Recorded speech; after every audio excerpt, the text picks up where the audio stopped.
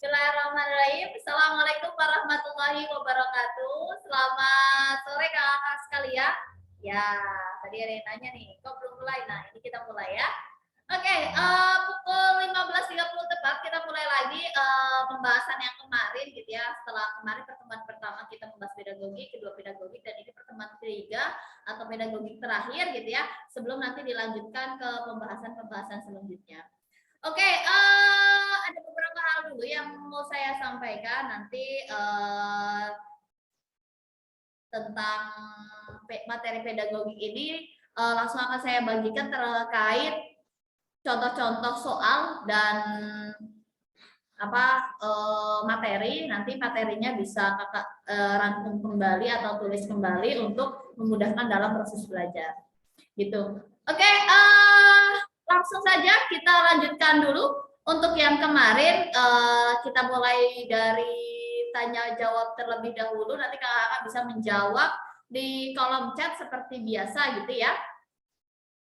Atau mungkin kakak sekalian mungkin ada yang sudah membuka gitu ya, sudah membuka materi yang kemarin gitu ya, sudah sampai ke slide terakhir. Tapi tidak apa-apa, saya lanjutkan ke slide 37 ya, berdasarkan indikator yang ada di kisi-kisi PPG 2022.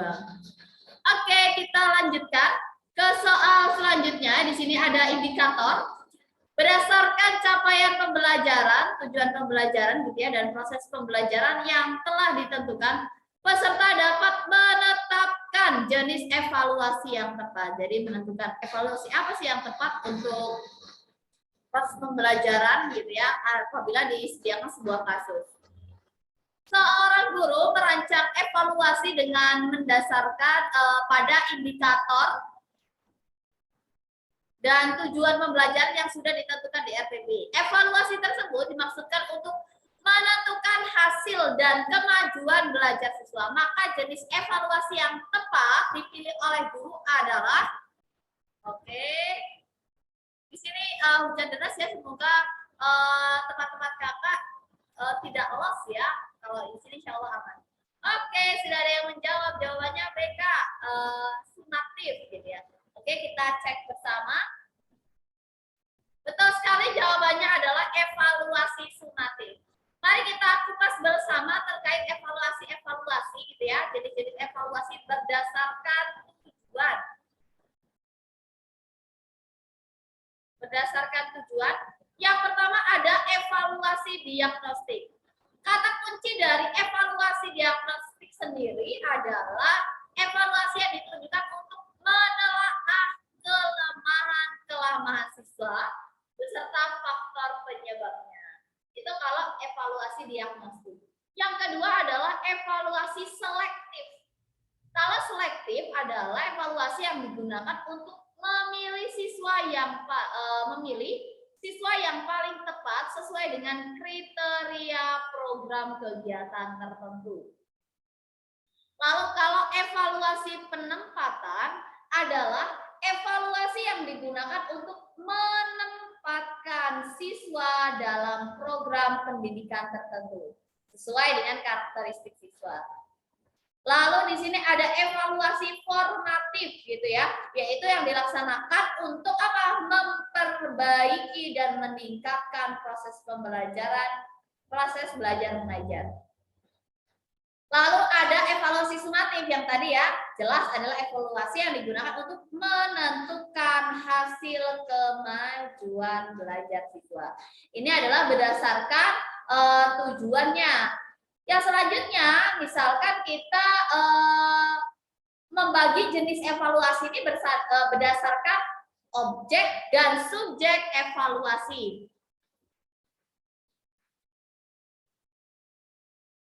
Oke, yang pertama adalah berdasarkan objek.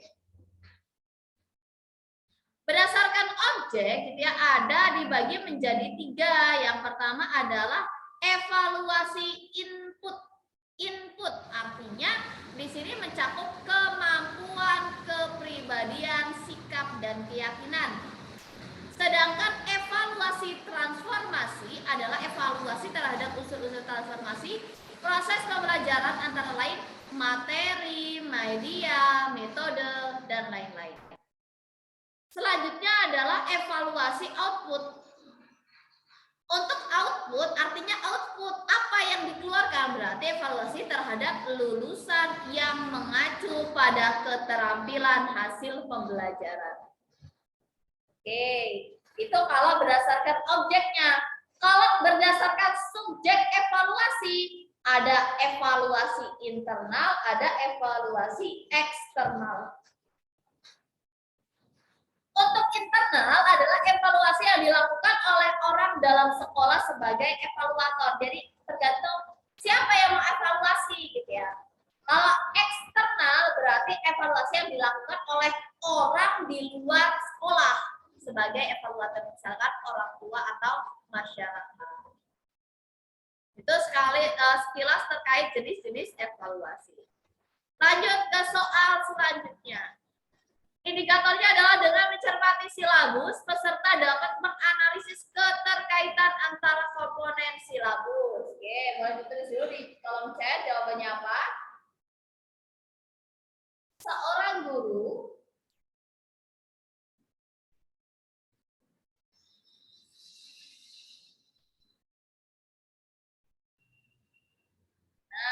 seorang guru mencari materi dan media dari internet saat menyusun rencana pembelajaran atau RPP. Materi dan media tersebut akan disampaikan pada proses pembelajaran dengan maksud agar siswa tidak mengalami kesulitan gitu ya, memahami pembelajaran. Langkah yang harus dilakukan oleh seorang guru saat memilih materi pembelajaran. Jadi kata kuncinya adalah ini, langkah yang harus dilakukan guru dalam memilih materi pembelajaran adalah oke, sudah ada yang menjawab? Apakah A, B, C, D, atau E? Oke, cepat sekali ya. Jawabannya adalah yang mengidentifikasi aspek-aspek. Oh, yang A. Jadi yang pertama adalah mengidentifikasi aspek-aspek yang terdapat dalam kompetensi inti, kompetensi dasar, dan indikator. Yang kedua adalah mengidentifikasi jenis materi pembelajaran. Lalu memilih materi pembelajaran yang sesuai atau relevan dengan KD dan indikator pencapaian. Dan yang terakhir adalah memilih sumber materi pembelajaran.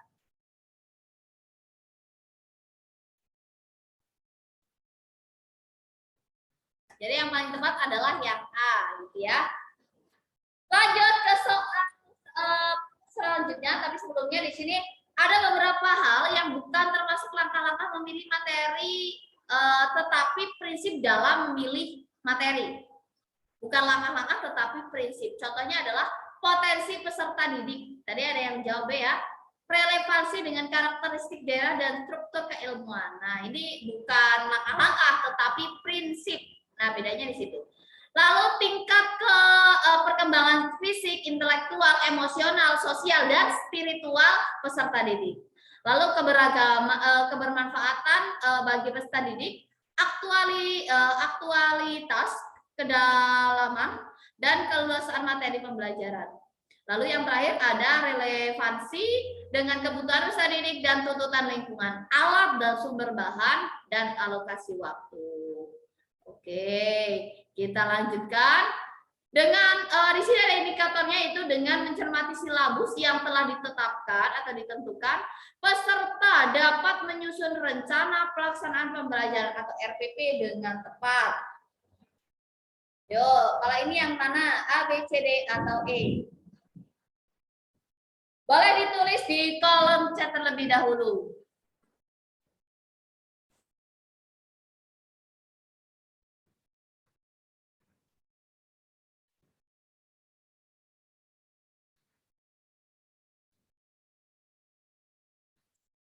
Oke. Dengan mencermati silabus, seorang guru akan merancang pelaksanaan pembelajaran atau RPP gitu ya, sebagaimana yang tertuang dalam Permendikbud RI nomor 22 tahun 2016. Nah, rencana pelaksanaan pembelajaran atau RPP mencakup sekurang-kurangnya ada A, B, C, D, atau E. Kalau ini kebanyakan ada yang jawab A, ada yang jawab E.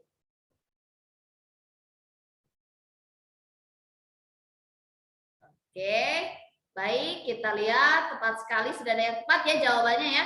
Jawabannya adalah yang E ya, benar. Nah, RPP ini disusun, yaitu apa aja ya? Kita kupas dulu ya. Yang pertama, identitas sekolah, identitas mata pelajaran, tujuan pembelajaran, materi ajar, media, sumber belajar, langkah-langkah pembelajaran, dan penilaian hasil belajar. Oke, nah RPP yang disusun berdasarkan KD atau subtema yang dilaksanakan satu kali pertemuan atau lebih dalam Permendikbud tahun nomor 22 tahun 2016 itu menyatakan bahwa menjelaskan komponen minimal RPP terdiri atas yang pertama identitas sekolah, yaitu nama satuan pendidikan. Yang kedua ada identitas mata pelajaran atau tema atau subtema yang mencakup satu kelas atau semester gitu ya, kelas berapa semester berapa gitu ya biasanya ya. Lalu ada materi pokok, lalu ada alokasi waktu yang ditentukan berdasarkan keperluan untuk mencapai KD. Makanya di sini biasanya kalau identitas mata pelajaran ada 5 jam pelajaran atau berapa gitu ya. Lalu untuk yang ketiga ada kompetensi dasar. Kompetensi dasar sendiri adalah sejumlah kemampuan minimal gitu ya yang harus dikuasai peserta didik dalam mata pelajaran tertentu gitu ya. Nah, sebagai rujukan penyusunan indikator pencapaian kompetensi. Makanya kalau indikator pasti acuannya dengan kompetensi dasar. Nah, kompetensi dasar dalam RPP merujuk pada kompetensi dasar yang tercantum dalam silabus. Makanya kadang bikinnya silabus dulu gitu ya, program tahunan dulu, program semester dulu, baru ke silabus gitu ya, baru merujuk ke RPP, nanti baru dikembangkan lagi melalui indikator-indikator. Lalu ada indikator pencapaian kompetensi adalah perilaku yang diukur dan atau diobservasi untuk menunjukkan ketercapaian kompetensi dasar tertentu. Yang pertama ada identitas sekolah gitu ya. Lalu ada identitas mata pelajaran, kompetensi dasar, indikator pencapaian kompetensi. Lalu ada tujuan pembelajaran. Nah, ini dirumuskan lebih spesifik lagi gitu ya, atau lebih detail gitu ya, detail dengan merujuk indikator pencapaian kompetensi. Lalu materi yang memuat fakta, konsep, prinsip, dan prosedur yang relevan dan ditulis dalam butir-butir pokok bahasan atau subpokok yang relevan. Itu. Lalu dilanjutkan baru model metode pembelajaran gitu ya. Yang lebih, kalau model pembelajaran itu lebih luas daripada metode dan mempunyai sintak yang jelas. Biasanya kalau model memang lebih jelas ya. Digunakan guru untuk mewujudkan proses pembelajaran dan suasana belajar yang mengaktifkan peserta didik untuk mencapai kompetensi dasar. Di sini selanjutnya ada media pembelajaran. Kalau tadi ada model, metode pembelajaran atau metode pembelajaran. Selanjutnya ada media pembelajaran. Namanya juga media. Kalau kita lebih kenalnya dengan alat bantu guru untuk menyampaikan materi. Nah, di sini tujuannya adalah agar peserta didik ini termotivasi, menarik perhatian, dan berminat untuk mengikuti pelajaran. Selanjutnya komponen dalam RPP ada sumber belajar. Dapat berbentuk buku cetak, buku elektronik gitu ya kalau zaman sekarang ya. Media yang berfungsi sebagai sumber belajar gitu ya, peralatan lingkungan belajar yang relevan. Jadi sumber belajar itu bisa jadi bisa juga lingkungan belajar yang relevan. Lalu ada langkah-langkah kegiatan pembelajaran. lalu ada penilaian. Nah, dalam proses penilaian gitu ya, dalam proses pembelajaran dan hasil belajar dikembangkan oleh guru dan dilakukan dengan prosedur. Yang pertama nih, penilaian itu ada prosedurnya. Yang pertama adalah menetapkan tujuan penilaian. Lalu menyusun kisi-kisi penilaian. Makanya kalau kita mau bikin soal untuk penilaian gitu ya, pasti disuruh kita membuat kisi-kisinya terlebih dahulu gitu ya. Lalu membuat instrumen penilaian serta pedoman penilaiannya. Sudah ada instrumennya, lalu dilanjutkan dengan pedoman penilaiannya. Atau kita lebih kenal dengan rubrik ya. Lalu melakukan analisis kualitas instrumen penilaian. Jadi sebelum diujikan sudah di analisis dulu nih soalnya. Lalu ada melakukan penilaian, mengolah dan menganalisis, menginterpretasikan hasil penilaian, melaporkan hasil penilaian, dan memanfaatkan laporan hasil penilaian. Gitu ya, itu terkait RPP berdasarkan Permendikbud nomor 22 tahun 2016. Kita lanjutkan ke soal selanjutnya. Yo, boleh ditulis di kolom chat terlebih dahulu. Melalui pemaparan kasus peserta didik dapat memberikan pilihan pemecahan masalah pelaksanaan pembelajaran untuk mengembangkan potensi siswa. Yo. A, B, C, D, atau E?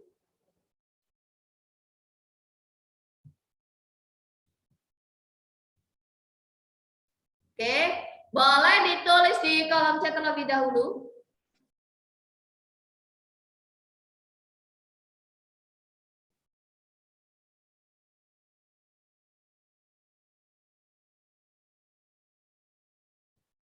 Oke, sudah ada yang menjawab ya?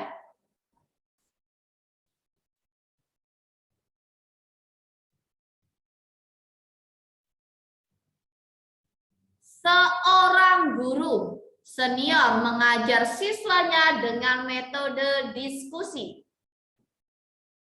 dan menggunakan media gambar yang sudah berlangsung dari tahun ke tahun.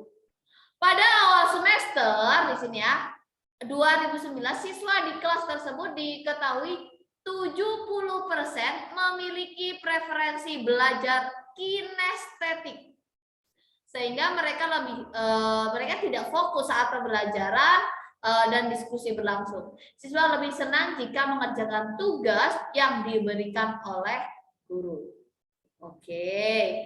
Dari kasus tersebut, gitu ya, strategi pembelajaran yang paling tepat adalah, betul sekali, yang paling tepat adalah sudah ada yang tadi siapa ya?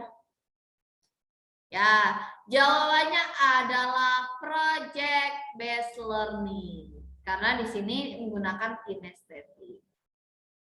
Jadi yang paling tepat adalah project based learning, yaitu strategi pembelajaran dikembangkan berdasarkan penerapan proyek dengan melibatkan siswa menyelidiki masalah dalam dunia nyata. Jadi ya yang paling tepat adalah yang B. Yo, lanjut. Seorang guru ingin mengetahui kemampuan siswa dalam mengatur, mengelola perbedaan pendapat ketika dilakukan diskusi kelompok. Guru tersebut membuat daftar cek atau checklist gitu ya dalam bentuk skala yang harus diisikan oleh siswa untuk menilai teman kelompoknya.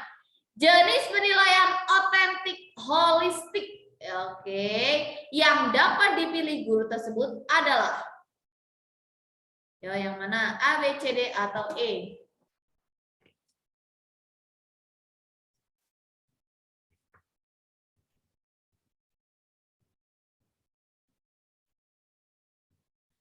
Penilaian kinerja, proyek, portofolio, terbuka, atau penilaian diri. Wah, macam-macam nih. Ada yang A, ada yang B, ada yang C.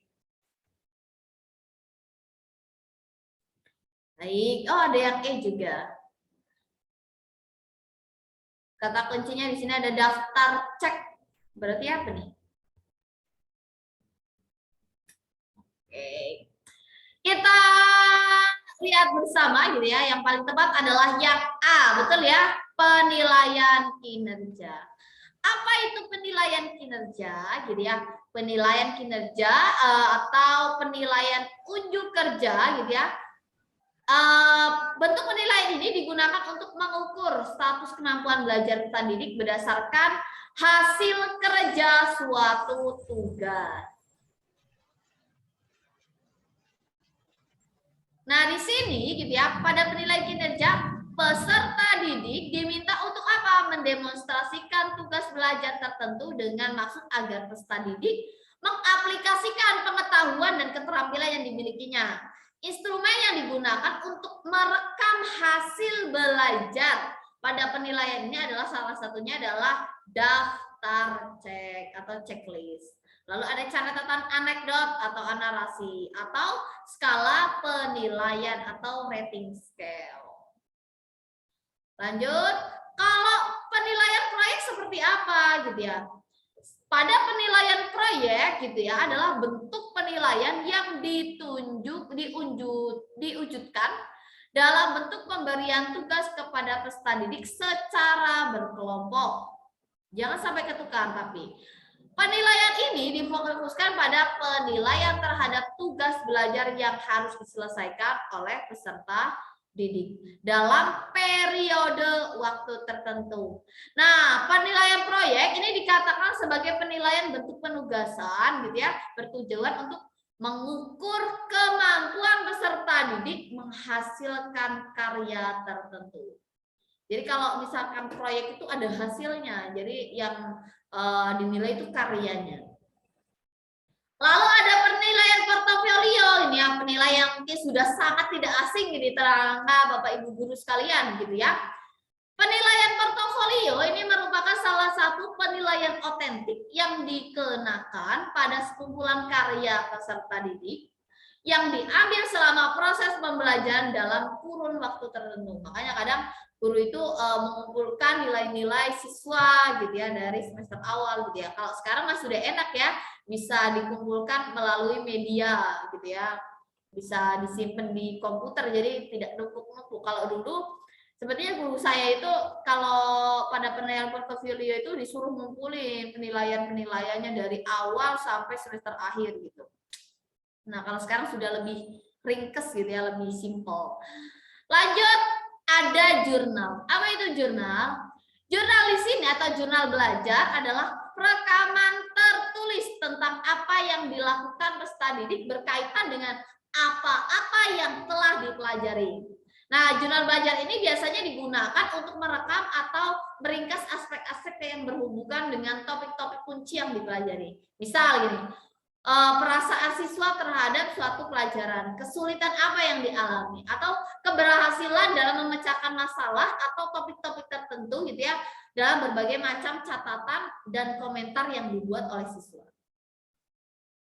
Lalu ada penilaian diri. Penilaian diri atau self assessment gitu ya adalah suatu teknik penilaian di mana peserta didik ini diminta untuk menilai dirinya sendiri berkaitan dengan proses dan tingkat pencapaian kompetensi. Gitu ya, yang diperoleh dalam pelajaran tertentu. Lalu ada penilaian antar teman. Kalau penilaian antar teman sendiri adalah penilaian gitu ya, teknik penilaian dengan cara meminta peserta didik untuk saling menilai temannya terkait dengan pencapaian kompetensi sikap dan perilaku keseharian dari peserta didik. Lalu ada pertanyaan terbuka. Apa itu pertanyaan terbuka? Nah, penilaian ini lebih difokuskan terhadap bagaimana peserta didik mengaplikasikan informasi daripada seberapa banyak peserta didik ini memanggil kembali apa yang telah diajarkan. Ya. Jadi pertanyaan terbuka ini tidak boleh terlalu terlalu luas, artinya harus ada batasannya. Oke.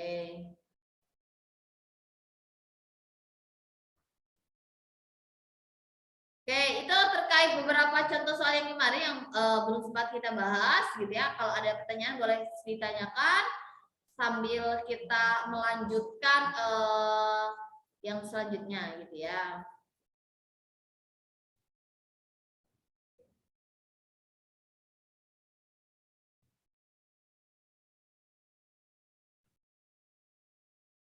Nah, Nah, kita lanjutkan. Coba.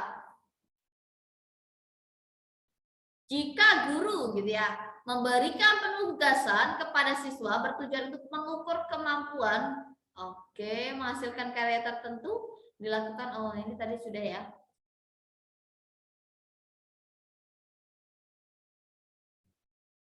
Oh, belum. Yo yo yo yo yo. Kalau ini jawabannya apa ya?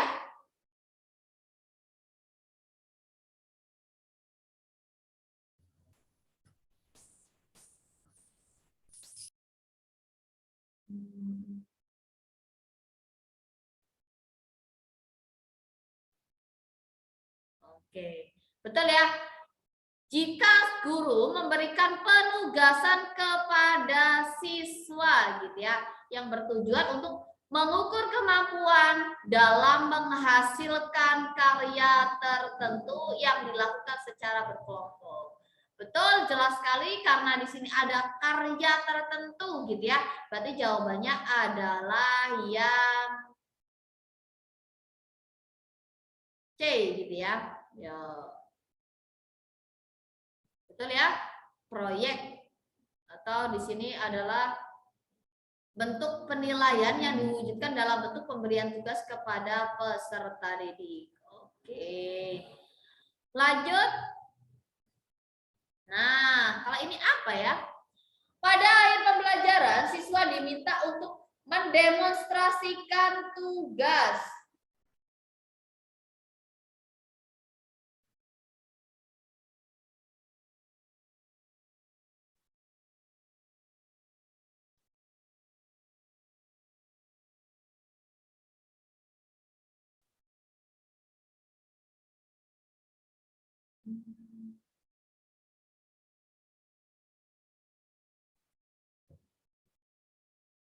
Oke.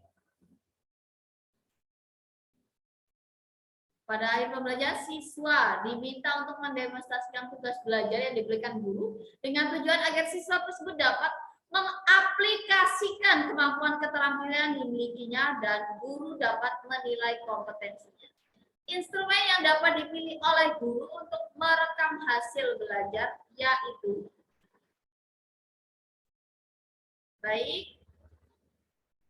Oke, sudah banyak yang jawab.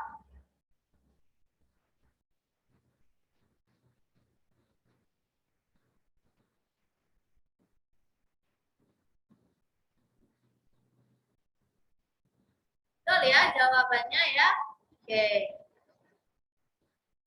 Yang A ya, daftar checklist, catatan anekdot, narasi, skala penilaian rating. Berarti yang paling tepat adalah yang A. Betul, jawabannya adalah A. Lanjut. Sebagai siswa mengalami kesulitan terhadap menjawab soal tes pilihan ganda yang disusun oleh guru. Hal tersebut disebabkan materi dalam soal sebagian belum dipelajari oleh siswa. Karena materi tersebut seharusnya diberikan pada pertemuan berikutnya. Hal yang seharusnya dilakukan guru dalam menyusun soal tes pilihan ganda pada aspek materi yaitu jawabannya apa? A, B, C, D atau E.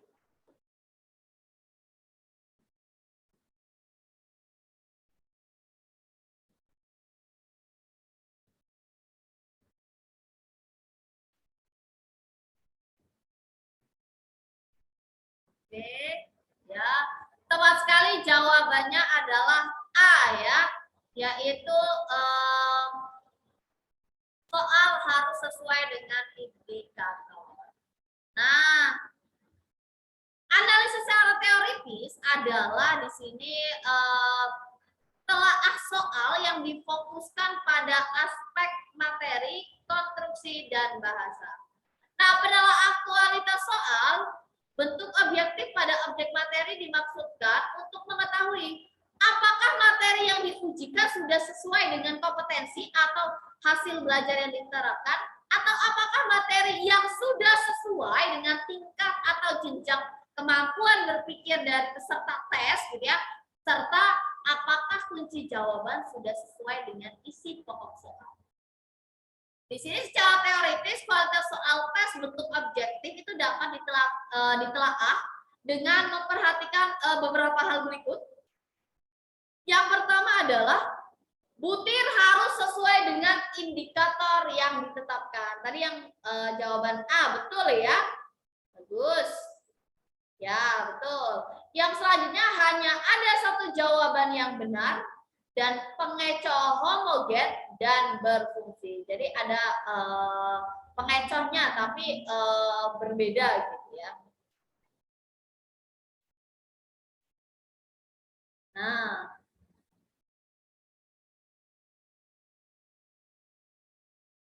di sini ada pun kelebihan tes bentuk objektif gitu ya.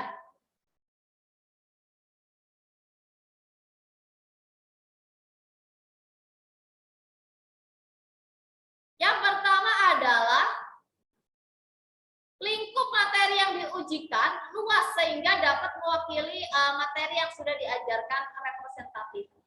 Lalu yang kedua, tingkat validitas itu relatif tinggi. Proses koreksi dan penyekoran mudah dan objektif.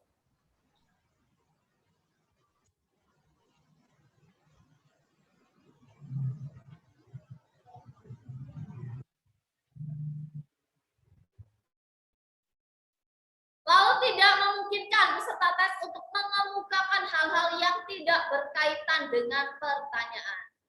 Lalu informasi hasil tes dapat lebih cepat tentu ya kalau objektif ya.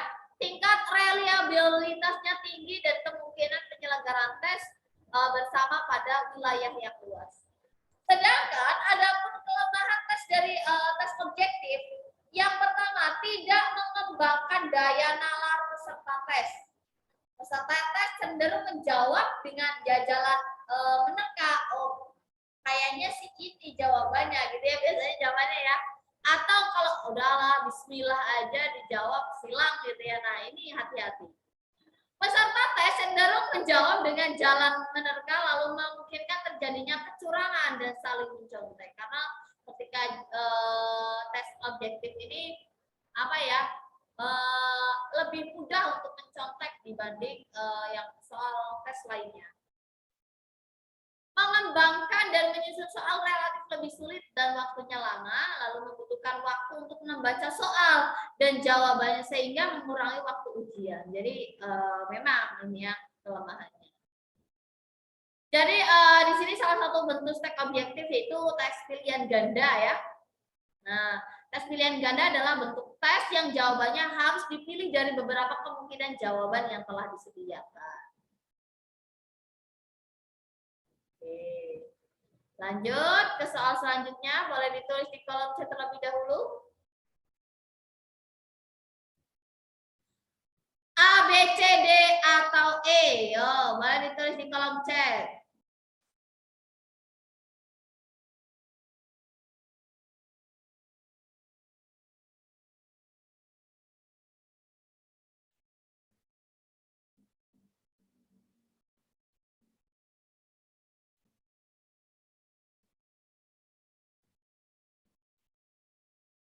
Oke. Ya apa nih?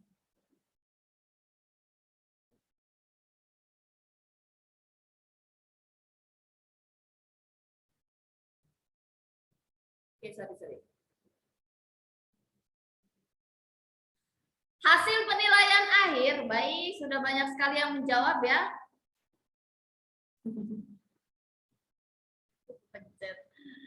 Hasil penilaian akhir yang dilakukan oleh guru, diketahui beberapa siswa telah memenuhi ketuntasan belajar dan ada juga siswa gitu ya yang belum gitu ya memenuhi kriteria ketuntasan belajar.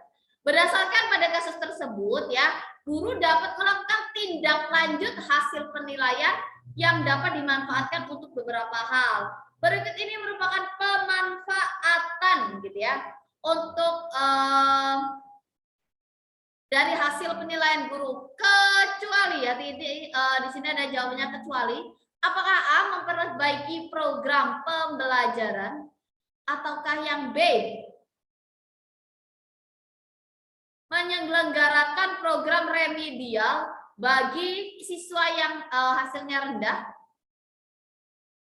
Apakah menyelenggarakan program pengayaan gitu ya bagi siswa yang hasilnya tinggi atau menyusun laporan hasil penilaian? Ini benar semua kecuali yang D.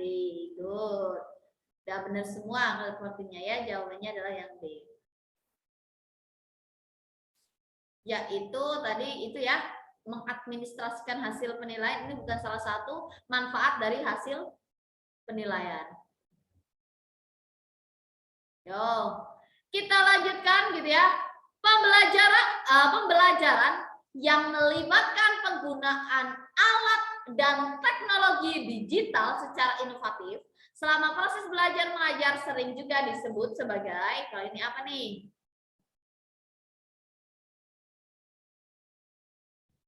A, B, C, D atau E?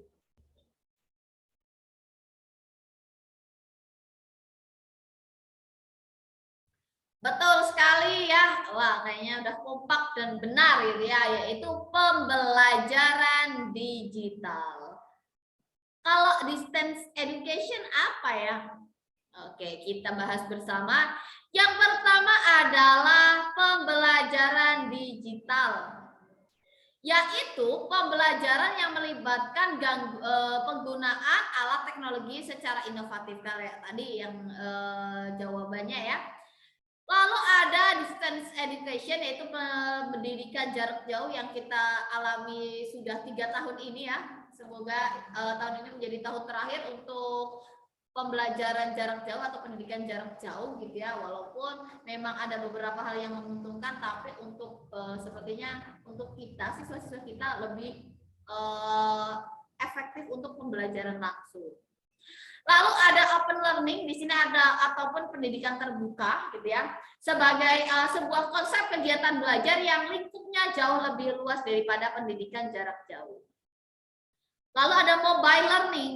Mobile learning atau m-learning adalah sebuah model pembelajaran yang mengadopsi perkembangan teknologi seluler gitu ya, dan dengan biasanya pakainya perangkat HP gitu ya, atau Android istilahnya ya, yang dimanfaatkan sebagai sebuah media pembelajaran.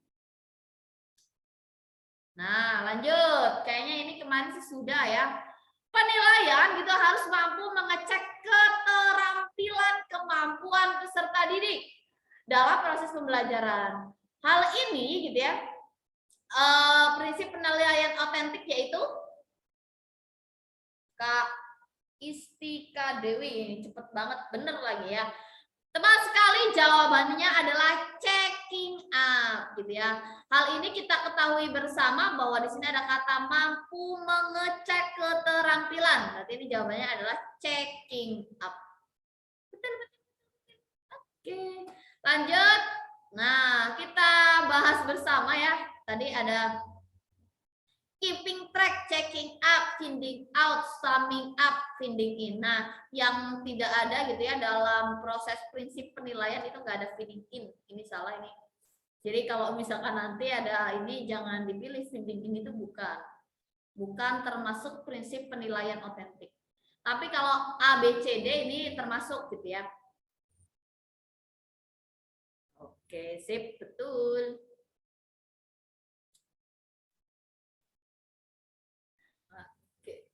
Nah, sudah kita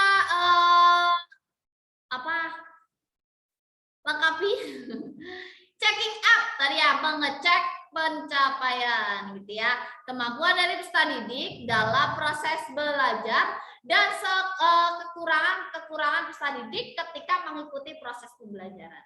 Lalu yang kedua, keeping track. Apa itu keeping track gitu ya? Namanya juga keeping track gitu ya, berarti menelusuri gitu ya, atau melacak.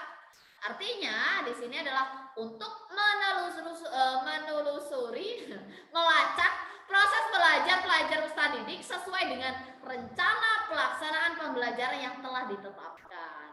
Lalu ada feeding out gitu ya. Feeding out itu apa? Menemukan dan mendeteksi kekurangan, kesalahan atau kelemahan peserta didik dalam proses pembelajaran, sehingga guru dapat dengan cepat mencari alternatif atau solusinya. Itu seperti apa?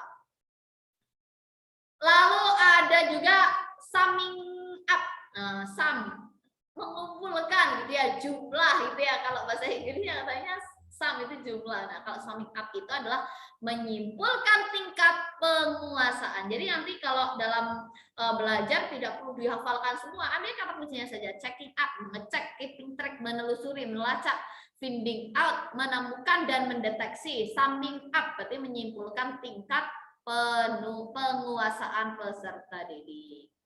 Oke, sepertinya dipahami ya. Coba kalau ini apa nih?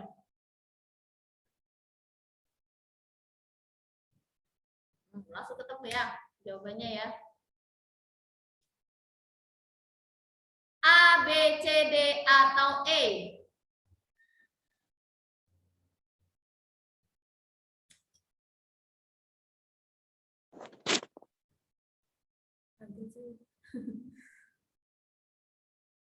Karena itu ya.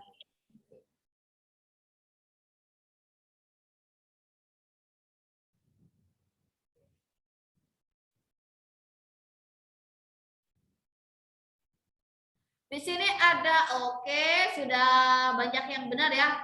Hasil penilaian proses penyimpulan dapat digunakan guru untuk menyusun laporan kemajuan belajar berbagai pihak yang berkepentingan. Oke, betul sekali. Jawabannya adalah B, yang summing. Oh, sorry. Maksudnya summing up ya, bukan checking up. Summing up, ininya yang salah, ini yang B.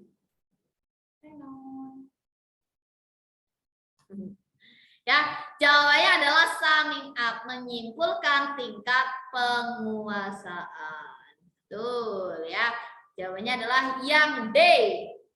Karena di sini ada menyimpulkan yang dapat digunakan untuk menyusun laporan kemajuan.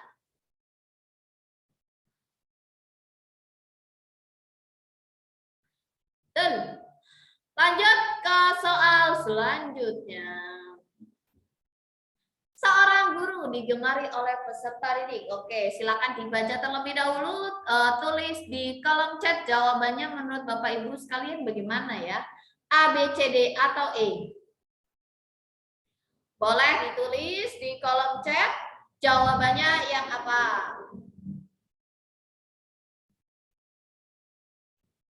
Oke, sudah mulai banyak yang menjawab ya.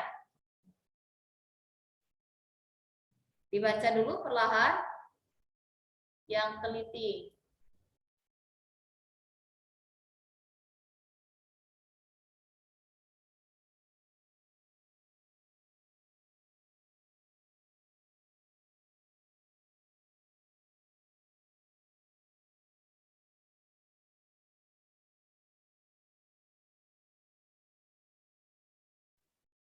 Seorang guru sangat digemari oleh siswa-siswanya karena kepiawaiannya dalam memberikan materi yang mudah dimengerti. Ia menerapkan pembelajaran bermakna saat mengajar di kelasnya, yakni selalu melakukan proses demonstrasi pada setiap permulaan materi di depan kelasnya. Selanjutnya, ia memancing siswa dengan berbagai stimulasi gitu ya sekitarnya ya, dan pernyataan terbuka serta mudah diperdebatkan. Hal ini mengundang teka-teki bagi siswa untuk menjawab dengan konsep fisika yang ada disertai dengan penentuan langkah-langkah yang tepat untuk metodologi ilmiah tertentu. Dalam kasus ini, guru tersebut telah menerapkan strategi. Wah, ini banyak sekali jawabannya bermacam-macam. Ada yang jawab C, ada yang jawab D, ada yang jawab B. Mari kita gali bersama. Untuk ini yang paling tepat adalah ya. Jawaban yang paling tepat adalah ya, betul sekali. Tadi ada kata kuncinya memancing siswa berbagai stimulasi, sekitarnya pertanyaan terbuka serta mudah diperdebatkan gitu ya. Lalu mengundang teka-teki bagi siswa untuk menjawab dengan konsep yang ada disertai penentuan langkah-langkah. Tepat sekali jawabannya adalah yang D ya, yaitu pembelajaran berbasis inquiry.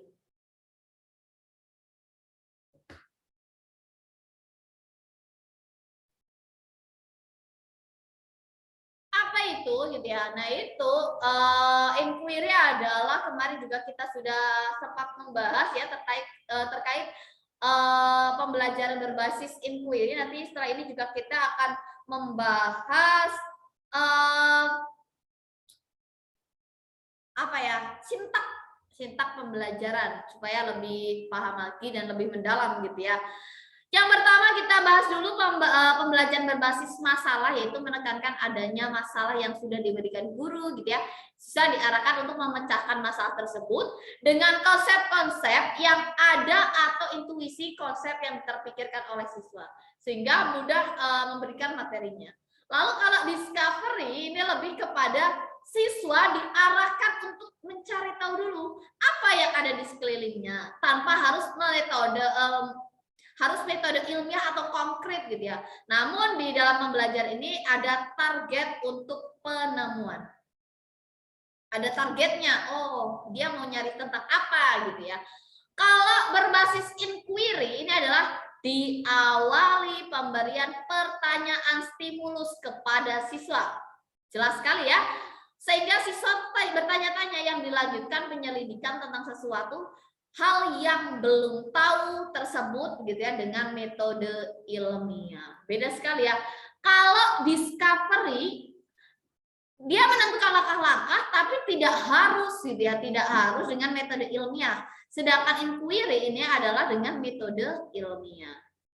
Lalu berbasis proyek yaitu menekankan pada hands on pada siswa gitu ya, membuat proyek atau karya dalam jangka waktu tertentu. Kemarin juga sudah kita bahas kalau berbasis proyek biasanya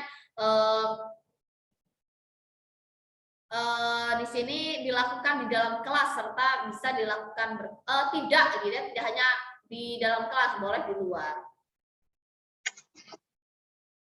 Oke, kita lanjutkan.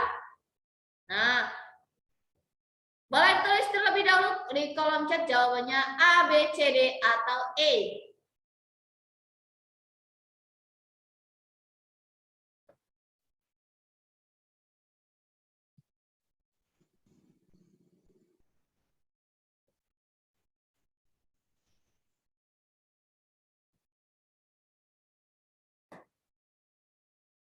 Seorang guru gitu ya akan membahas materi pembelajaran tentang binatang reptil. Dalam pembelajaran IPA gitu ya, dengan mengajak siswa mengunjungi kebun binatang agar siswa dapat melihat secara langsung berbagai jenis binatang reptil. Oke.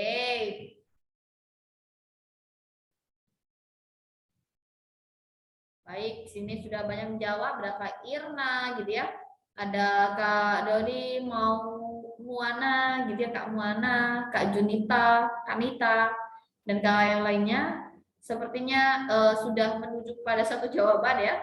Ilustrasi tersebut menunjukkan bahwa salah satu faktor yang perlu dipertimbangkan dalam memilih metode pembelajaran atau metode mengajar adalah tepat sekali B ya, yaitu karakteristik materi pelajaran. Betul.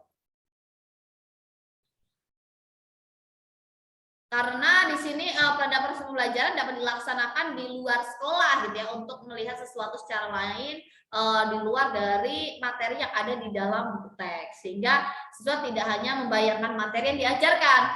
Hal ini berarti memilih metode mengajar itu mengikuti karakteristik materi pelajaran. Lanjut, kali ini kita balik sedikit tapi nggak terlalu jauh ya terkait teori belajar. Teori ini menggabungkan antara potensi otak kanan dan otak kiri sehingga potensi tersebut dapat berjalan secara optimal. Kecerdasan merupakan potensi yang dimiliki seseorang yang dapat diaktifkan melalui proses belajar, interaksi dengan keluarga, guru, teman, dan nilai-nilai budaya yang berkembang. Nah, teori belajar ini disebut sebagai teori A, B, C, D, atau E?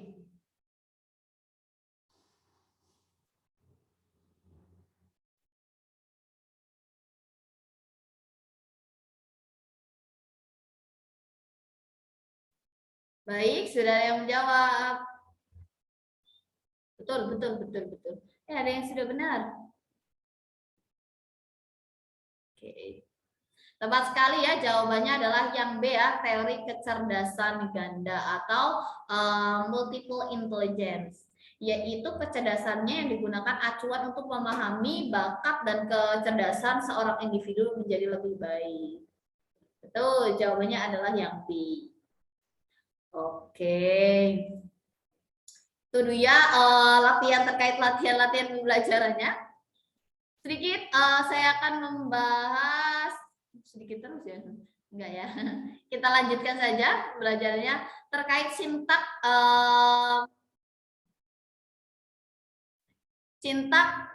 pendekatan, strategi, metode, taktik, teknik, dan model pembelajaran. Saya kira Bapak Ibu sekalian pasti sudah banyak yang lebih memahami terkait teori-teorinya gitu ya. Misalkan kayak apa sih pendekatan, apa sih strategi gitu ya. Ya udah banyak yang paham, tapi nggak apa-apa kita gali kembali gitu ya, kita ingatkan kembali apa itu pendekatan. Kalau pendekatan pembelajaran itu lebih diartikan sebagai titik tolak atau sudut pandang kita terhadap proses pembelajaran yang merujuk pada pandangan tentang terjadinya proses yang bersifat sangat umum. Di sini lebih kepada gini. Kalau pendekatan pembelajaran itu dibagi jadi dua. Yang pertama ada pendekatan pembelajaran yang berorientasi atau berpusat kepada siswa. Atau kalau kita lebih kenal dengan student centered approach, ada yang pendekatan pembelajaran gitu ya, yang berorientasi atau berpusat pada guru atau teacher centered approach. Nah ini saya kira pasti sudah paham, nanti bisa juga didalami kembali. Lalu terkait strategi pembelajaran adalah kegiatan pembelajaran menjadi apa ya, suatu kegiatan pembelajaran yang harus dikerjakan guru dan siswa gitu ya, agar tujuan pembelajaran itu dapat dicapai secara efektif dan efisien. Itu strateginya ya. Lalu untuk strategi pembelajaran gitu ya, itu dikelompokkan menjadi dua bagian pula. Yang pertama adalah exposition, discovery learning, dan group individual learning. Jadi apakah berkelompok ataukah secara individu. Untuk metode gitu ya, metode pembelajaran ini diartikan sebagai cara yang digunakan, metode artinya cara ya gitu ya, untuk mengimplementasikan rencana yang disusun dalam bentuk kegiatan nyata dan praktis untuk mencapai tujuan pembelajaran. Lalu kalau teknik itu lebih kerucut lagi daripada metode. Di sini diartikan sebagai cara yang dilakukan seseorang dalam mengimplementasikan suatu metode secara fisik spesifik. Jadi ketika sudah punya metode, saya punya metode ini nih, tekniknya seperti apa? Jadi kan lebih dalam lagi gitu ya, lebih spesifik lagi. Lalu kalau taktik gitu ya, kalau taktik itu lebih kepada gaya seseorang dalam melaksanakan metode atau tekniknya. Kalau tekniknya itu dari cara lebih spesifik, kalau teknik itu cara lebih spesifik, kalau taktik itu lebih kepada gaya seseorang dalam melaksanakan metode atau taktik pembelajaran tertentu dalam sifatnya, dan sifatnya itu individual. Kalau model gitu ya, di sini lebih kepada apabila pendekatan, strategi, metode, taktik, bahkan teknik, bahkan taktik pembelajaran sudah terangkai menjadi satu kesatuan yang utuh, maka terbentuklah apa yang disebut model pembelajaran. Gitu ya.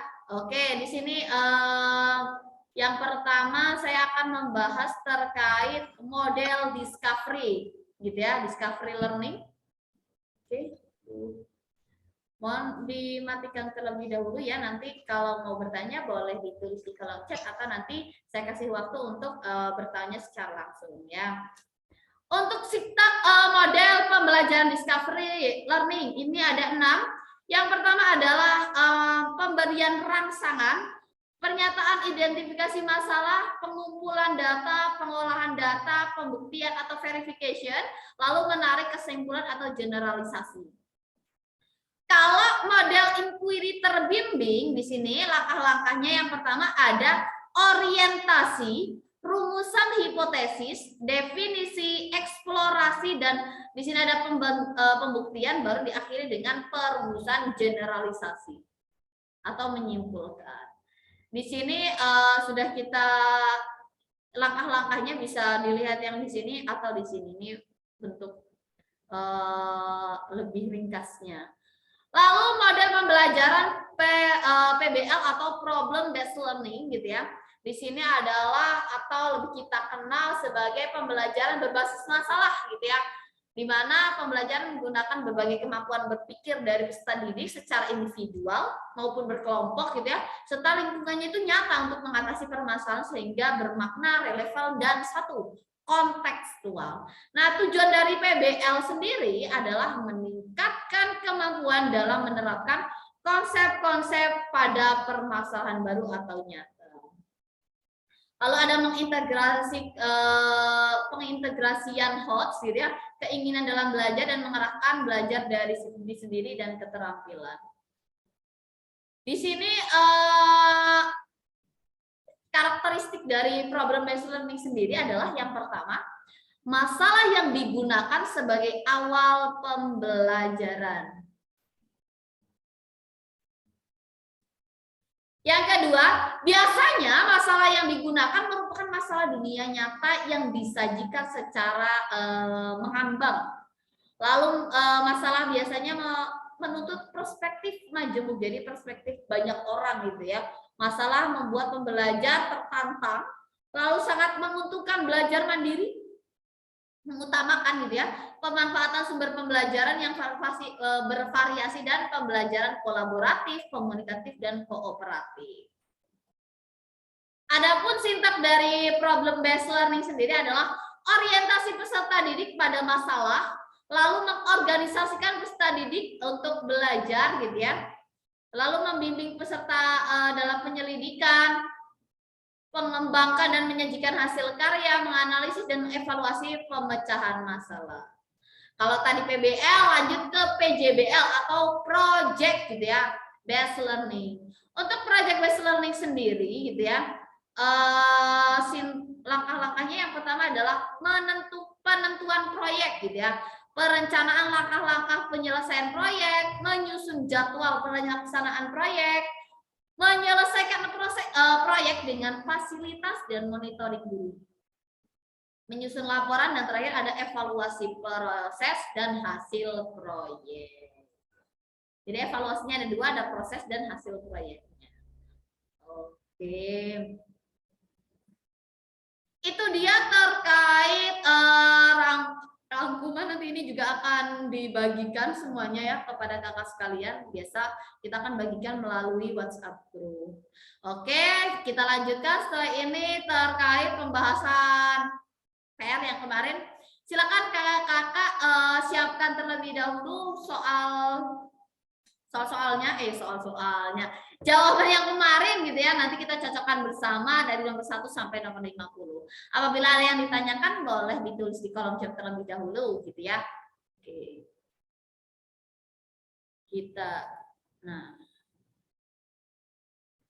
Oke, sebentar, saya minum dulu.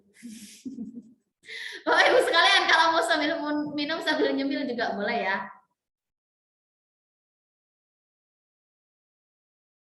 Silakan disiapkan dulu jawabannya.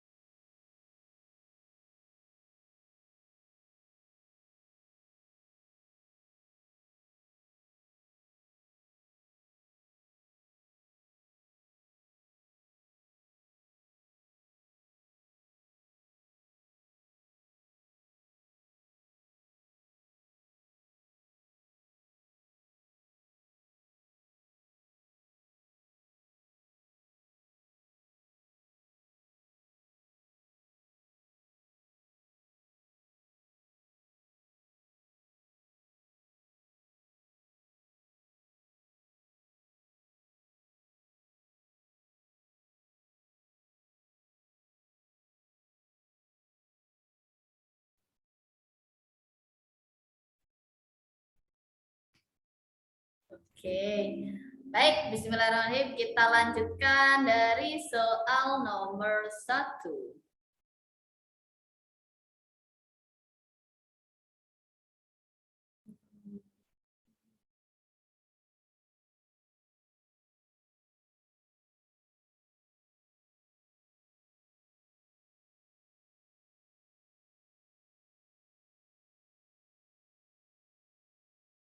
Nomor 1 ya.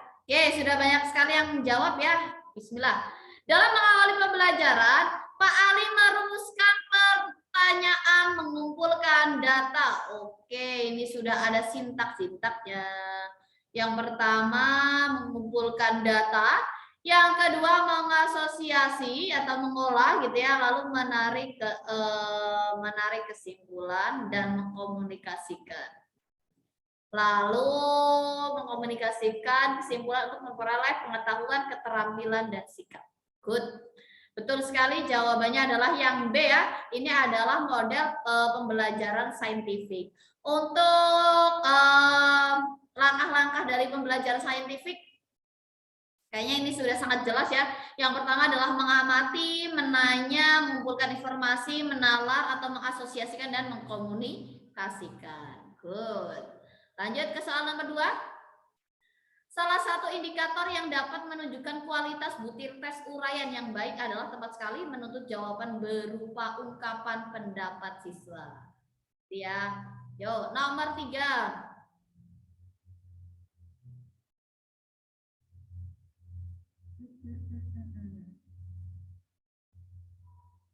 Kalau nomor 3 jawabannya apa?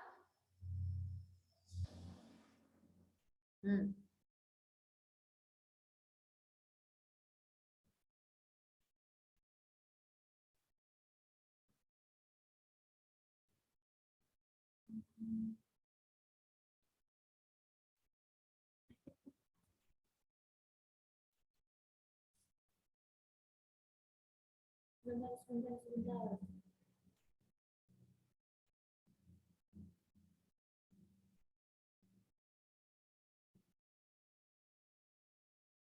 Sebentar.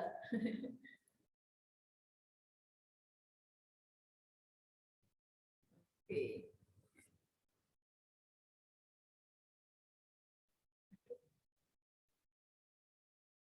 Ya. Betul sekali ya, jawabannya adalah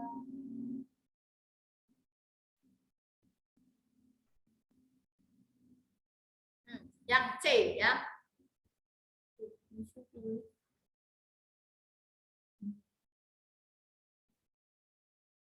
Nah.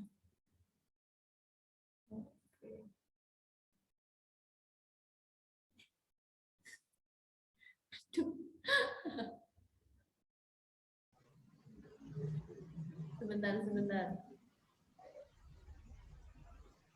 Ya, betul sekali, jawabannya adalah yang C ya, yaitu menentukan indikator atau tujuan. Oke. Nomor 2. Gila.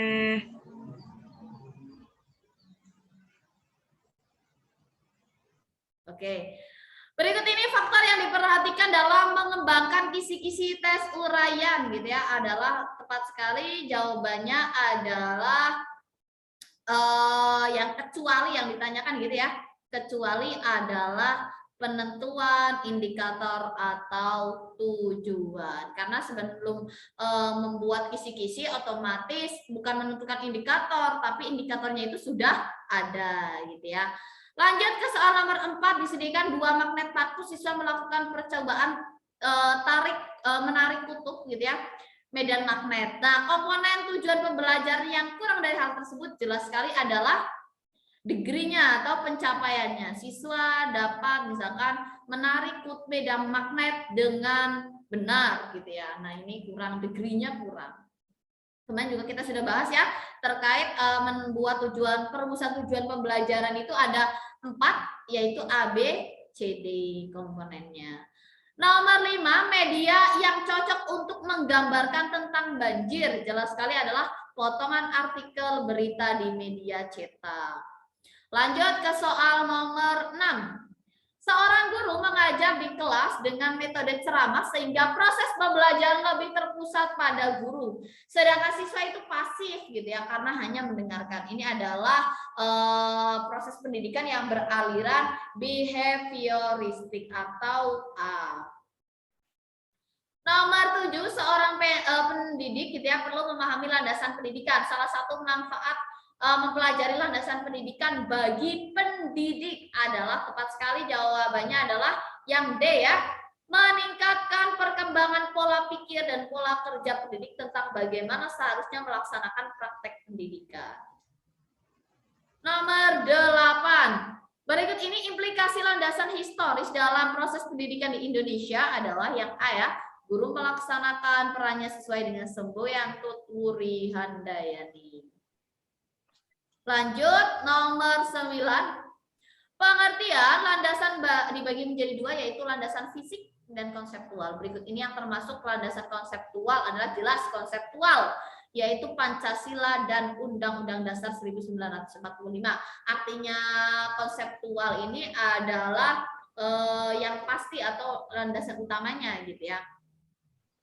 Lanjut, nomor 10, pendidikan harus dilakukan sesuai dengan tahap-tahap dan tugas perkembangan dari peserta didik. Nah, oleh karena itu pendidikan ini dilaksanakan mengacu kepada landasan jelas sekali perkembangan peserta didik di sini ya. Maka yang paling tepat adalah psikologi pendidikan. Nomor 11, di sini ada sila pertama Pancasila yang ketuhanan yang Maha Esa gitu ya. Artinya hal tersebut merupakan contoh dari landasan apa? Jelas sekali ya, religius yang C. Kita harus tahu bersama bahwa ada 4 landasan pendidikan ya.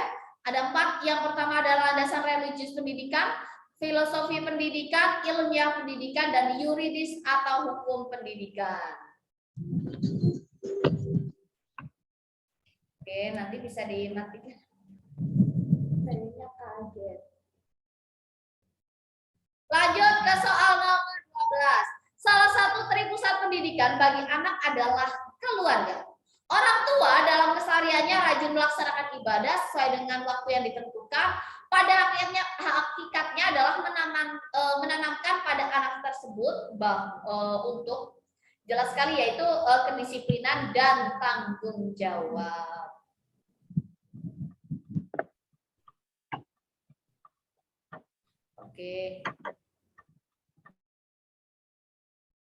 Oke, kita lanjutkan ya. Nomor 13. Perkembangan kognitif pada peserta didik sekolah dasar berada pada taraf operasional konkret gitu ya, operasional konkret. Sehingga mereka merasa kurang memahami materi pelajaran disampaikan gurunya secara verbal saja. Nah, proses pembelajaran tersebut akan efektif jika disertai dengan jelas sekali. Kalau baru tahap operasional konkret, tinggal dibantu dengan menyediakan benda nyata yang B gitu ya. Lanjut ke soal nomor 14. Di sini guru A melakukan proses pembelajaran dengan menggunakan media, kadang memutar video, kadang audio, kadang menggunakan poster gitu ya, agar peserta didiknya itu memperhatikan. Lalu ada daya tarik terhadap apa yang dibahasnya serta senang mengikuti pembelajaran sehingga hasilnya sangat baik gitu ya. Nah, pembelajaran dilakukan itu karena dengan pertimbangan apa? Jelas sekali ini adalah minat peserta didik. Kadang kalau metode pembelajarannya itu kan apa ya? Ada audio, video, tapi di sini prinsipnya adalah agar peserta didiknya ini lebih tertarik gitu ya terhadap apa yang dibahas atau senang mengikuti pembelajarannya. Lanjut nomor 15. Perkembangan moral peserta didik atau anak menurut Kohlberg gitu ya, terdiri dari beberapa tahap. Tahap naively egoistic orientation gitu ya, yaitu tahap di mana anak menilai baik buruk berdasarkan jelas sekali ini adalah konta imbal jasa. Lanjut, nomor 16. Peserta didik dalam suatu kelas gaya belajarnya beragam, ada yang visual, auditori, dan kinestetik. Artinya untuk memenuhi kegiatan gaya belajar tersebut, guru perlu apa sih gitu ya? Tepat sekali jawabannya adalah menggunakan audio, karena di sini ada yang audiotori, menggunakan video karena di sini ada anak yang visual gitu ya, lalu melakukan percobaan karena ada kinestetik. Jadi sebagai guru nggak cuma belajar menerangkan saja ya, anak hanya ditonton video saja, tapi harus ada misalkan untuk memenuhi anak-anak yang belajar secara kinestetik, maka harus ada percobaannya misalkan ya. Gitu. Lanjut nomor 17.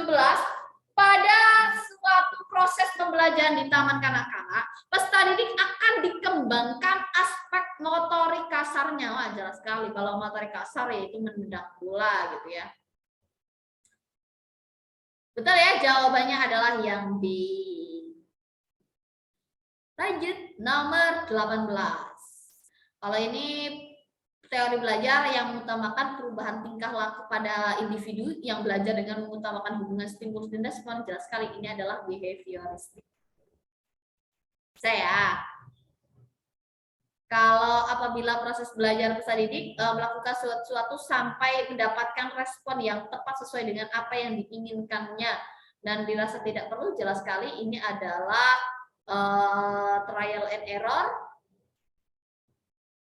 Kalau contoh penerapan teori behavioristik yang dapat dilakukan oleh guru dalam praktik pembelajaran, jelas ini adalah memberikan stimulus kepada siswa peserta didik berupa penataan lingkungan belajar. Nomor 21, seluruh komponen pendidikan memiliki tujuan yang sama, yaitu terbentuknya manusia yang ideal. Jelas sekali ini adalah humanistik, yang D ya. 22, aliran ini lebih menekankan pada keaktifan siswa selama kegiatan belajar, aktif berpikir, menyusun konsep-konsep. Jelas ini adalah konstruktivistik gitu ya. Pokoknya ada aktif berpikir, menyusun konsep-konsep, itu udah langsung dia pasti konstruktivistik. Lanjut nomor 23, kalau Brunner, apabila memahami objek-objek dunia melalui gambar-gambar dan visual verbal, dengan kata lain peserta didik ini belajar melalui bentuk perumpamaan dan perbandingan. Jelas ini adalah sudah membandingkan, berarti yaitu ikonik.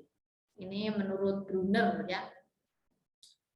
Lanjut, di bawah ini adalah tipe belajar menurut Habermas. Kecuali ingat tipe belajar menurut Habermas ada 3, yaitu teknik, praktis, dan emansipatoris. Jadi yang paling tepat adalah yang C, karena yang ditanyakan adalah kecuali.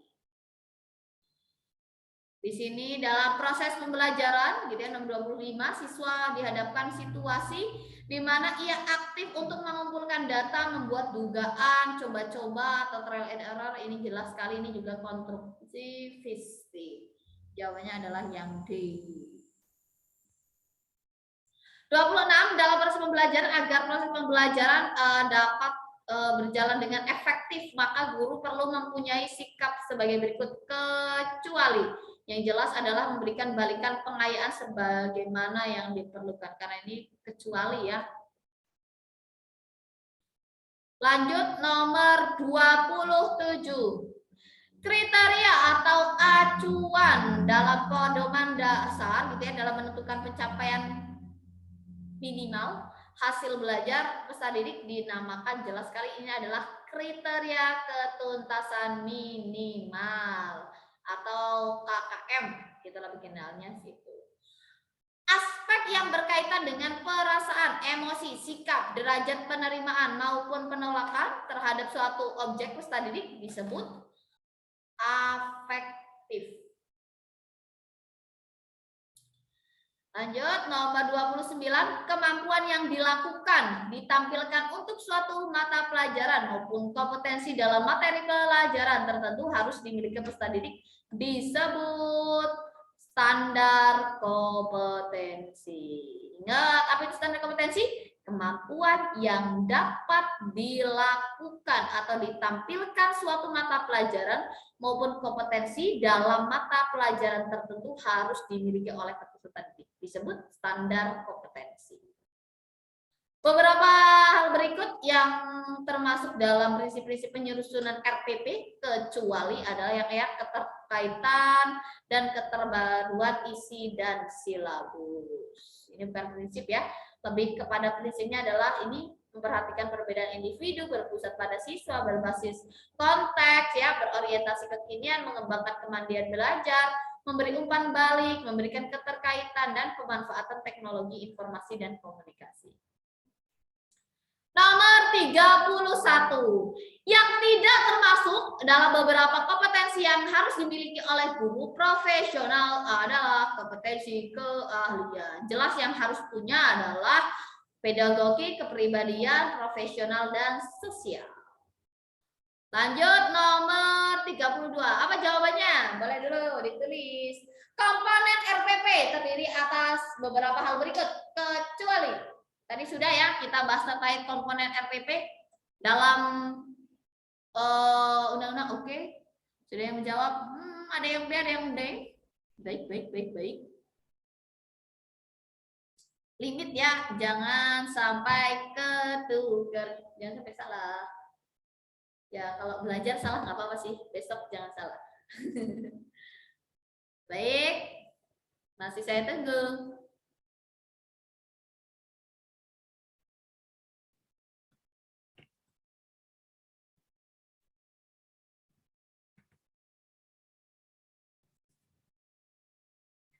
Oke, sepertinya sudah menjawab semua.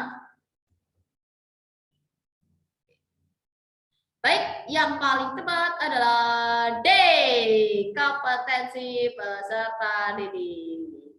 Kalau standar kompetensi ada ya, identitas juga ada, kompetensi dasar ada, kegiatan pembelajaran jelas ada. Yang bukan adalah kompetensi peserta didik. Ini tidak masuk ke dalam komponen RPP. Sudah banyak, sudah benar ya. Berikut ini adalah beberapa inovasi pendidikan yang pernah dicetuskan oleh pemerintah, kecuali adalah sekolah mandiri. Kecuali ya, kalau CBSA atau cara belajar siswa aktif ini jelas inovasi dari pemerintah ya. Guru Pamong ada nih ya. Lalu sistem belajar jarak jauh yang sudah kita alami bersama, lalu ada sekolah kecil ini juga ada. Lanjut ke soal nomor 34. Undang-undang yang mengatur tentang sistem pendidikan nasional adalah yang C ya, Undang-Undang RI gitu ya, nomor 20 tahun 2003 tentang sistem pendidikan nasional.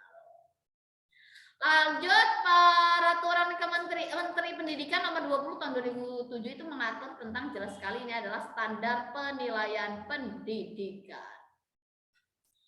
Lalu nomor 36, kedudukan dosen sebagai tenaga profesional ditetapkan dalam yang paling penting, yang benar ya, bab 2 pasal 3 Undang-Undang Guru dan Dosen nomor 14 tahun 2005. Lanjut ke soal selanjutnya. Prinsip profesionalitas yang harus dimiliki oleh dosen maupun guru sesuai Undang-Undang Guru dan Dosen adalah sebagai berikut, kecuali yang bukan, berarti ya, yaitu C, mampu mengenal karakteristik setiap peserta didik di sekolah maupun di setiap mahasiswa dalam perguruan tinggi. Bukan ya, jawabannya bukan C. Nomor 38 yang termasuk kewajiban seorang guru dan dosen adalah melaksanakan pendidikan, penelitian, dan pengabdian terhadap masyarakat atau mengabdi kepada masyarakat. Betul, jawabannya adalah yang nomor 39 yang tidak termasuk aspek evaluasi kurikulum. Hati-hati. Tidak termasuk evaluasi kurikulum adalah evaluasi komprehensif. Apa sih gitu ya? Di sini gitu ya, evaluasi program komprehensif adalah menilai program pembelajaran secara menyeluruh seperti pelaksanaan program, dampak program, tingkat keefektifan dan efisiensi. Yang tidak termasuk jelas adalah evaluasi komprehensif. Nomor 40. Berikut ini merupakan permasalahan pendidikan yang mendasar kecuali. Jawaban yang paling tepat adalah diskriminasi status guru. Ini termasuk bukan permasalahan dalam pendidikan ya dari Pak Ibu guru. Jadi justru yang paling menjadi permasalahan dalam pendidikan yang mendasar adalah mahalnya biaya pendidikan. Walaupun sekarang kalau negeri sudah tidak membayar ya karena semuanya sudah ditanggung oleh dana BOS gitu ya. Lalu korupsi dana pendidikannya juga masih apa ini menjadi hal yang mendasar gitu ya, kurangnya minat masyarakat akan pendidikan ini juga iya, kurangnya fasilitas pendidikan. Lalu soal nomor 41, agar peserta didik bereaksi terhadap materi yang kita berikan gitu ya, ada respon istilahnya, maka gambar yang akan digunakan sebagai media pembelajaran dalam proses belajar S sampai R haruslah jelas sekali, yaitu semaksimal mungkin. Lanjut nomor 42, di bawah ini merupakan contoh akan adanya dampak dari keyakinan dan kemampuan diri seorang peserta didik, yaitu jelas sekali. Di sini contoh adanya dampak dari keyakinan kemampuan diri seorang peserta didik, yaitu yang B, Budi merasakan sakit perut karena mengikuti tes. Ini berarti adanya keyakinan gitu ya. Lanjut nomor 43, dalam menerapkan strategi pembelajaran berbasis multiple intelligency adalah langkah-langkah yang dapat digunakan, antara lain jelas sekali memberdayakan semua intelijensi yang dimiliki oleh peserta didik. Lanjut nomor 44, kegiatan berikut yang merupakan salah satu cara untuk mengaktifkan indera peserta didik agar berkembang secara maksimal, yaitu peserta didik belajar di ruang laboratorium bahasa. Ini kan indera, hati-hati ini indera peserta didik. Nomor 45, di sini pada waktu belajar guru memberikan hadiah atau pujian. Jelas sekali ini jawabannya adalah connection gitu ya, memberikan hadiah. Kalau benar, kalau salah diberikan soal, enggak ya, diberikan hukuman ya. Lanjut 46, ada beberapa tahapan yang harus dilalui oleh seorang guru pada waktu mengembangkan strategi pembelajaran. Salah satunya adalah guru menetapkan atau merumuskan tujuan untuk mengukur keberhasilan dari proses belajarnya. Apakah yang dilakukan oleh guru tersebut dalam tahap pengembangan? Jelas sekali ini adalah kurikulum. Lanjut nomor 47, alat ukur yang dapat digunakan untuk mengukur kemampuan afektif peserta didik. Jelas, yaitu tes berupa angket. Nomor 48, langkah-langkah pertama untuk mencari nilai rata-rata untuk data yang tidak dikelompokkan dapat dilakukan dengan yaitu menjumlahkan data nilai yang diperoleh. Ini termasuk nanti kalau dalam proses pembelajaran gitu ya, biasanya ini kalau di mata pelajaran tertentu misalkan kayak apa ya, matematika, misalnya matematika, berarti dari guru matematika itu langkah-langkah untuk mengajarkan ini bagaimana gitu ya. Misalkan yang di guru SD untuk menjelaskan materi tentang bilangan bagaimana caranya, itu termasuk ke dalam pedagogik juga ya. 49, yang tidak termasuk dalam karakteristik kecerdasan interpersonal adalah jelas yaitu mudah berkonsentrasi. Justru yang termasuk dalam kecerdasan interpersonal adalah mudah beradaptasi, mampu bermain secara berkelompok, mampu menjadi pemimpin, dan peka terhadap teman. Kalau mudah berkonsentrasi ini bukan masuk ke dalam kecerdasan interpersonal. Terakhir, nomor 50. Suatu teori belajar yang dikembangkan untuk mengembangkan prinsip-prinsip belajar secara ilmiah ini merupakan tujuan dari teori belajar. Jelas ini adalah kognitif. Karena kita tahu kalau teori kognitif adalah suatu teori yang dikembangkan untuk membangun prinsip-prinsip belajar secara ilmiah.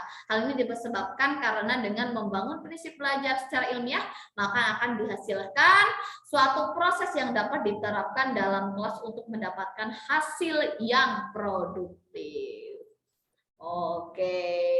Baik, itu dia terkait materi pedagogik. Nanti akan kita share secara lengkap gitu ya melalui WhatsApp grup. Nanti bisa dipelajari. Kalau enggak lebih mudahnya misalkan nanti bisa kalau materi-materi bisa di print. Kalau yang warnanya hitam putih bisa diwarna-warnain sendiri gitu ya atau di garis bawahi. Oke, ada yang raise hand? Kak Mutia Lutfi. Ya, Oke. selamat sore, Kak. Selamat sore Kak Mutia. Boleh silakan. Hidupkan saja Kak mikrofonnya. Ya, sudah ada suara saya? Sudah Kak. Boleh ya? Mohon maaf ya, Kak. Itu Iya. untuk yang nomor 50. Itu kan ada poin A, insight. Insight itu apa ya, Kak, artinya? Oh ya, sebentar. Sama nanti sekalian contohnya gitu. Baik. Nomor 50. Oke. Iya. Sebentar. Terima kasih ya, Kak. Sama-sama Kak Mutia.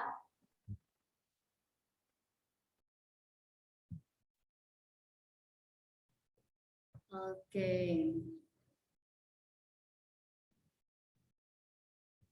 Oke, kita buka terlebih dahulu.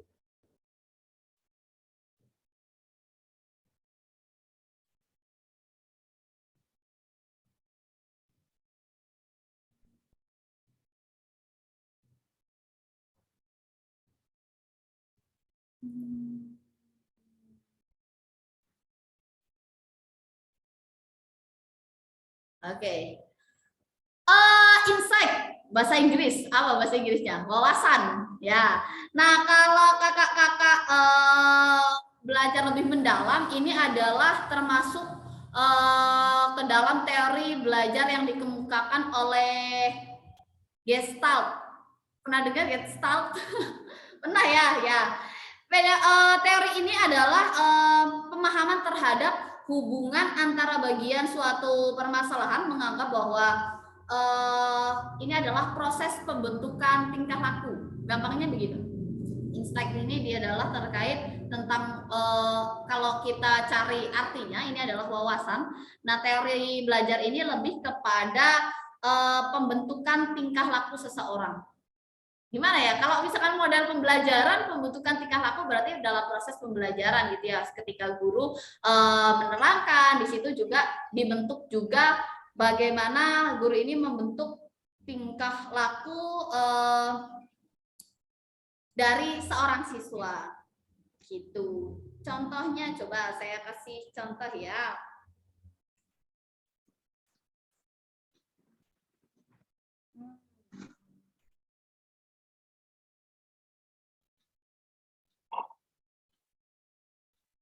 Jadi di sini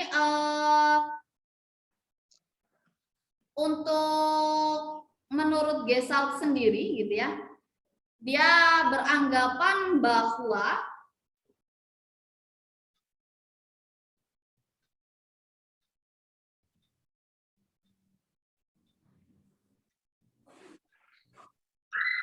ketika psikologi struktural atau pembelajaran itu disampaikan, itu tidak ada yang membatasi ilmu-ilmu baru gitu ya tersebut. Lalu ada pandangan tentang isu-isu mental. Jadi di sini lebih kepada sesuatu itu bergantung dengan input sensoriknya atau tingkah laku dari si peserta didik itu sendiri.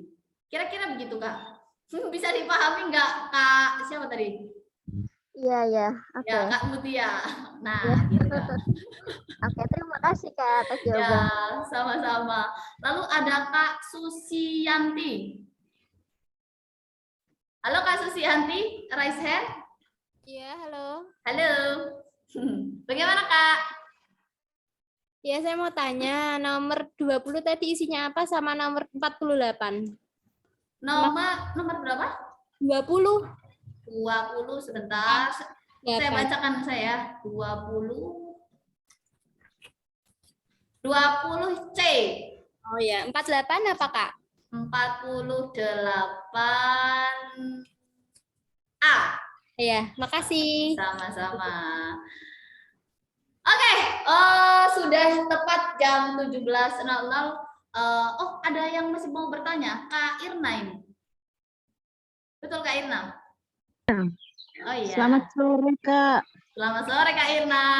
Jangan marah nih, mau tanya tadi jawaban PR nomor 31 apa ya? Nomor 31. Baik, sebentar. Nomor 31. Kompetensi keahlian. Keahlian. Terima Ya. kasih, Kak. Sama-sama. Oke. Oke, sudah semua ya? Oke, kita cukupkan. Nah, besok kita akan bahas terkait padanan kata ya, padanan kata. Jadi nanti untuk pretest ini ada padanan kata. Oke, Kak Buzah ya. Untuk padanan kata, figuran dan lain-lain nanti akan kita share soalnya. Nomor 29B, Kak. Oke, untuk semua jawaban nanti akan kita share. Jadi nanti kalau misalkan yang ketinggalan bisa dicek sendiri ya, dibuka, tinggal di-scroll saja, nanti kita share semuanya. Oke, itu saja yang bisa saya sampaikan. Sukses untuk kakak semuanya. Terima kasih, luar biasa atensinya. Wah, senang banget saya nih kalau misalkan aktif-aktif begini, jadinya semangat. Oke, sukses untuk kakak semuanya. Semoga apa yang kita usahakan ini bisa berbuah manis ya. Bisa goal pretest, artinya lulus pretest, akhirnya nanti bisa melanjutkan untuk PPG gitu ya, sekolah sertifikasi gitu ya. Oke, cukup sekian dari saya. Sukses untuk kakak semuanya. Terima kasih. Wassalamualaikum warahmatullahi wabarakatuh. Sampai jumpa. Waalaikumsalam warahmatullahi wabarakatuh. Terima kasih, Kak. Sama-sama. Waalaikumsalam warahmatullahi wabarakatuh. Waalaikumsalam warahmatullahi wabarakatuh. Terima kasih. Terima kasih. Ada data debat